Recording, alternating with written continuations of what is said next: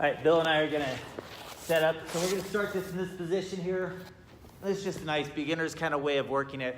So Bill's gonna sit up and he's gonna put me in the scarf position here. So the scarf position ideally is where one hand's between both of our heads. So if he can get my head and my hand and then his head in between on the other side, that's where you want to have it. He has a good control here. So the full finish would be where his head touches my head and he adds a squeeze. And he's just squeezing it and trying to get pressure until I lose oxygen. And then there's the tap out. So that's the scarf choke. A lot of times it's just going to be a scarf control because they don't quite have the choke, but he's creating a lot of pressure. Go ahead and put pressure. And I can still breathe because where my chin is, but I don't have, I can't do anything. I can't go right, I can't go left. My legs aren't doing a whole lot of good. So release for a second. So we don't want to do a late phase counter to this. It's very difficult to do a late phase counter. But in an early phase counter, before he has a chance to connect his head into my head, I can take both hands here and create pressure here.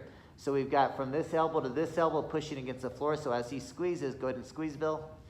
I bought myself a lot more time. I'm still feeling part of the choke, but it's kept his head from getting any closer.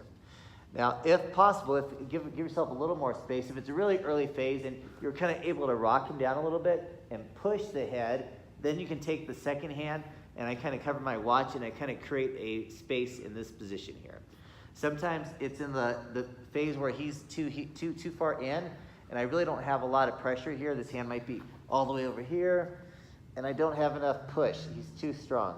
So I can go on the other side. If they have hair, you can pull the hair back in a street scenario to get to this position. So then I want to fully stretch him, and then I want to bring the hips away from him. So as I push him, I get my hips away, and I allow my outside foot, which in this case is my right foot, to try to, while I push the head back, I'm pushing the head and the neck to here.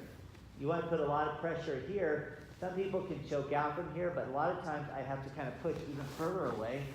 And if I can scoot and still keep pressure there, then I got more chances of choking him out with my lower part of my legs. Or if I can scoot out even more like I'm going to walk away, then I can get this leg here to create more pressure there. Or I can simply go into that north-south position, mount, do arm bars or whatever I want from there. So let's do it from the opposite angle. So this time you're going to lay down, Bill, and I'm going to do the scarf on you. So I've set up, I've crossed his arms, I'm getting ready to go in that scarf. So he's gonna think and react quickly, so he puts pressure, so I can't pull in anymore. He continues to push the head back and away until I release this hand. Now there's a separation. His outside foot goes around my head, and then he stretches his legs, pulls the arms, pull this arm here, there you go. Good. Sometimes they'll take this arm and try to get both hands out. Sometimes you get an arm bar and a choke out of it, but at the very least you have some type of control. If we spin around the other way, so Bill spins, and Bill puts me in that choke again. Just give you a different angle. Again, this is the late phase. He's already gone into the full-on choke, right? Put pressure, and that's really uncomfortable and hard for me to get out of. But if I can try to put pressure here, he pushes down, buys me time, which is kind of nice, right? If I can slide this elbow into his neck, right, he gets a little bit of release, then I can grab my watch hand and push away, and that's a good start. And then I can go from there to push the hands to a straight position here. And then once you're there, I got to scoot my legs out because I need to get my outside leg, which is my left leg now, to get over the head, and that pushes him back. Some people do the triangle choke here as well, so however you want to lock it in, and that'll buy me time to adjust him or to turn him or to do what I need to do. So it's transitional. Okay, you lay down, and then I'll put Bill in that scarf position here. So we're here. I have it nice and tight. He created a gap. He's pushed away. He sits up. He gets the leg over. Keep work here. Good. And then if he is there and I have my hands released, then a lot of times I'll try to get this leg out to get the head out. And there's counters there. But just like sometimes Bill doesn't have the perfect position, so you have to make some adjustments, but you try not to lose him in that process.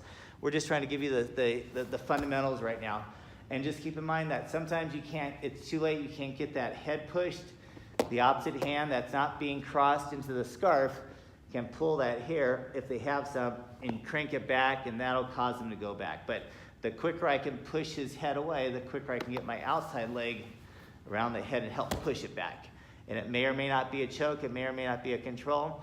We don't want to stay there, that just transitions us to get into some other position. Practice that.